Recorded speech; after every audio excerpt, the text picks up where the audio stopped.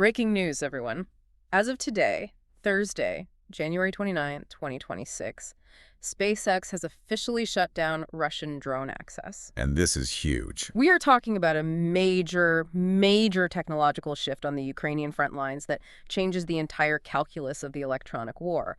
But before we dive into the details of this shutdown, if you want to support the truth and stay ahead of the curve on global security, hit that subscribe button for defense reports. We are your go-to source for timely, in-depth military and defense reports. I'm Alex. And I'm Maria. Join us for the latest Deep Dive by Defense Report for a sharp, no-nonsense breakdown of the latest in global defense news, military technology, and strategic developments. And today we are covering the end of the StarLink war. It really is a massive development. We are looking at the culmination of it, well, a high-stakes game of cat and mouse. For months, we've seen these reports of Russia using illicit StarLink terminals to pilot suicide drones in real time. Right, the black market ones. Exactly. But today, the confirmation came down.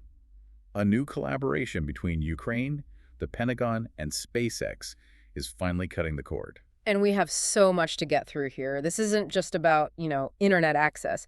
We're going to explain exactly how a Russian drone managed to hit a moving passenger train in Kharkiv just 2 days ago. A feat that should have been impossible. Impossible without this illicit tech. Which is exactly why this crackdown happening today is so vital. And we're also going to look at the other side of the coin. This bizarre story of a high-tech Russian drone hunting a Ukrainian F-16 only to be tricked by, well, an inflatable balloon. That story is absolutely wild. Plus, we've got the diplomatic mudslinging between Elon Musk and a Polish minister involving the phrase drooling imbecile. You can't make this stuff up. And on top of all that, the embarrassing failure of Russia's own attempts to build a sovereign internet satellite program. There is so much to unpack. So let's get right into it. The news dropped today, January 29th. But to understand why this matters so much, we have to go back 48 hours. To that attack on the passenger train in the Kharkiv region. This was the event that really, I think, galvanized the response. It was a tragedy on the Barvinkov-Lviv chop line. 5 people were killed. Just awful. President Zelensky rightly condemned it as a terrorist act. But for military analysts, when you look past the horror, there was a technical detail that set off all the alarm bells. Because hitting a train is hard, right? I think a lot of us see movies and assume a missile can hit anything. But a moving target is a whole different ballgame. It's incredibly difficult. Think about what weapon they use. These were Shahed drones, the Russian Juran 2 variant, and maybe the newer BM-35 Molniya. Okay. Standard Shaheds are what we call fire-and-forget weapons. You punch in a GPS coordinate, latitude and longitude, you launch it, and it just flies to that spot. So it's aiming at a piece of ground, not a thing. Exactly. If you're targeting a power plant, a warehouse, that works fine. Those things don't move. But a train is moving at 80, maybe 90 kilometers an hour. So if you launch the drone at where the train is now... By the time the drone gets there, the train is 20 kilometers down the track. You hit empty rails. So how did they do it? To hit a specific passenger car, and remember, they didn't hit the engine, they hit the middle of the train, you need what we call man-in-the-loop control. Okay, let's break that down. Man in the loop. It means there is a human pilot, likely sitting in a bunker hundreds of kilometers away, looking at a screen. That screen is showing a live video feed from the nose of the drone. So he's flying it like a video game. Essentially, yes. He's steering it with a joystick, making micro adjustments in real time. He sees the train, he matches its speed, and he dives the drone right into the target. And for that video feed, you need a really good internet connection. You need a high bandwidth, low latency connection. Standard radio signals get jammed by electronic warfare or they just lose strength over distance. But satellite internet, that's coming from space. It bypasses all the ground-based jamming. So the smoking gun was the guidance method itself. That and the wreckage. Sources on the ground confirm these drones had StarLink terminals strapped right to them. I mean, literally strapped on. No way. We've seen photos. Industrial tape, homemade plywood mounts. It's crude, but effective. It's terrifying ingenuity. Taking a civilian tool and turning a dumb bomb into a precision-guided missile with, what, practically infinite range? Infinite range is the key phrase there. With a satellite link, you can pilot a drone over Kyiv from a laptop in Moscow. That completely removed the one safety advantage Ukraine had against these cheap drones. Which brings us back to today, the shutdown. This feels like a huge win for Ukraine. It is a massive win. Ukraine's defense minister, Mikhailo Fedorov, confirmed today that they are working directly with SpaceX to resolve this. And the Pentagon is heavily involved. So how does the fix actually work? I mean, I've always wondered, Starlink beams down everywhere. How do you stop the Russians from using it without turning it off for the Ukrainians fighting in the same trench? Yeah, it's a very complex engineering challenge. You can't just use a simple geofence, Yeah. drawing a line on a digital map and saying no signal here. Because the front lines move constantly. Right.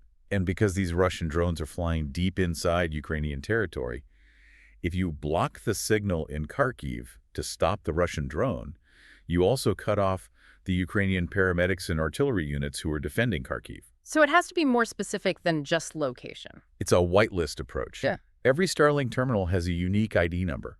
The collaboration is all about identifying exactly which terminals are authorized, the ones got by the U.S. government, donated by allies, and then flagging all the ones that were, say, activated in Dubai and smuggled across the border. So they are hunting down the specific digital fingerprints of the stolen units.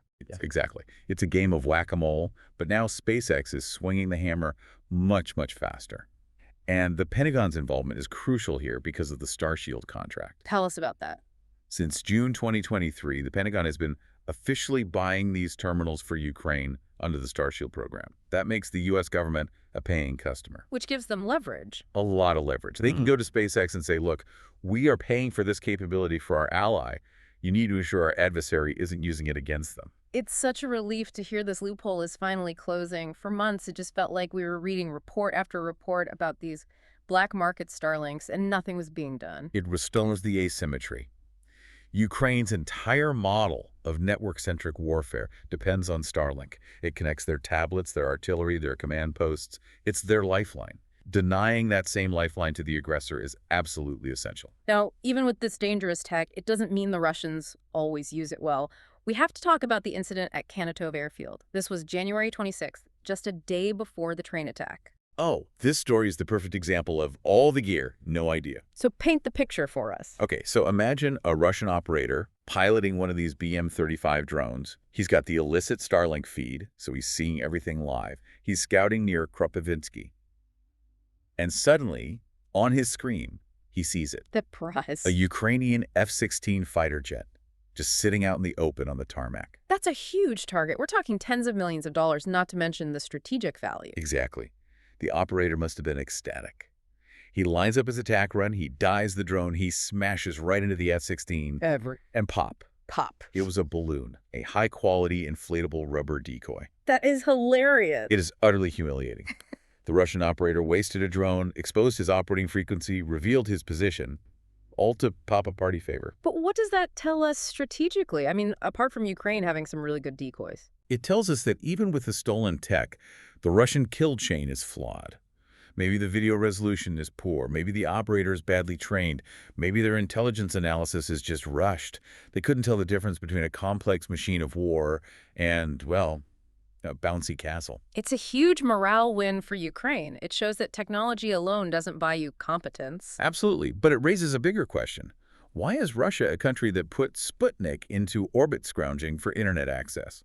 Why are they buying Musk's tech on the black market instead of just using their own? Right, they have a space program. Why not build a Russian Starlink? Well, they tried. It's a project called Bureau 1440, or RASVET. RASVET means dawn. A poetic name. But the reality is much bleaker. This was their big attempt to build a sovereign low Earth orbit constellation. They threw over 100 billion rubles at it. That's a serious investment. It is. But here's the news that just came out this month, January 2026. The launch of their first big batch of satellites has been postponed. Again, it was supposed to be in 2025. Now they're saying late 2026, maybe 2027. Who knows? And what's the holdup? Production failures. They simply can't build them. So this is the sanctions at work. This is the undeniable proof that sanctions are degrading their entire industrial base. To build a network like Starlink, you need thousands of satellites. You need advanced microchips, miniaturized thrusters, sophisticated solar panels. The stuff they can't get anymore. Russia cannot manufacture these at scale anymore. They have the blueprints, maybe, but they don't have the parts. Their cupboard is bare. So the reliance on stolen Starlink isn't just a convenient choice, it's a necessity. It's a symptom of technological collapse. They are forced to steal capabilities from the West because they can't produce them at home.